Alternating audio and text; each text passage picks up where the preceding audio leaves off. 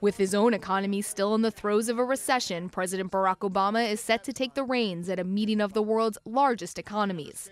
This week's gathering of G20 leaders in Pittsburgh comes 5 months after the rich and developing nations met in London.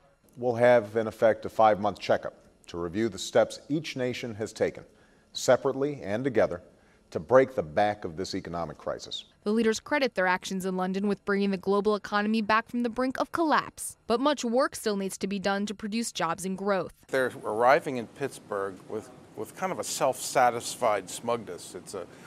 We've brought the world economy and financial system back from the brink, but they haven't dealt with the fundamental problem that got us into this difficulty in the first place. Among those problems is regulation. Obama wants to adopt global rules of the road for financial institutions. But with his own financial overhaul package for U.S. banks stalled in Congress, there's concern over how much influence he'll have on world leaders. Also on the table, bonuses for bankers. France and Germany are calling for strict standards, but the U.S. and Britain fear that could scare away talent. And finally, Obama will urge countries to be cautious in withdrawing stimulus spending in hopes that will prevent an economic downturn. What's really going to be different about Pittsburgh and what will make it a defining moment is this will be the first time the ball is really in Obama's court. The G20 represents 80% of the world's economic output. Though Western nations have traditionally dominated, Obama is expected to face new challenges from Asian countries, particularly China.